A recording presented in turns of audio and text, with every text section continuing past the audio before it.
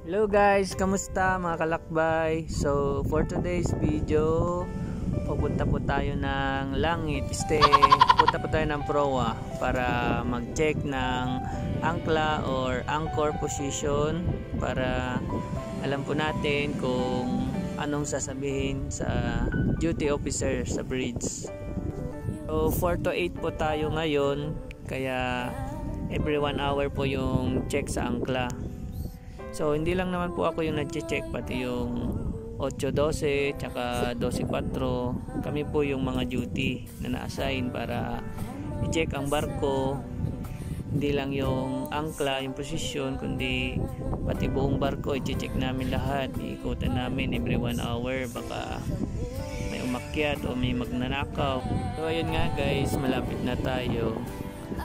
At ganito nga po kami araw-araw ang nilalakad namin, around 160 plus meters.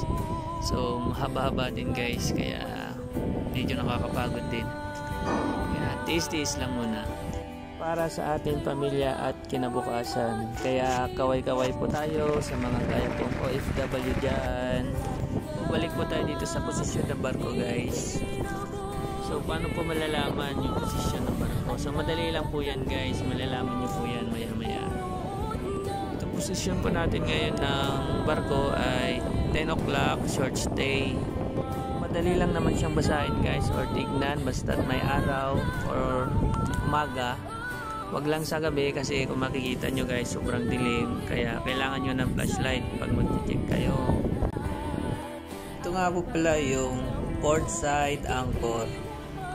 At yan guys, kung makikita nyo may mga razor wire, iwas magnanakaw. So ito nga guys, paano nga ba yung posisyon sa barko? So pag nakaharap ka ng ganito, so ibig sabihin 12 o'clock. Pag umarap ka sa kanan, ibig sabihin 3 o'clock. So madali lang siya guys. So dito sa pabor, sa kaliwa 9 o'clock.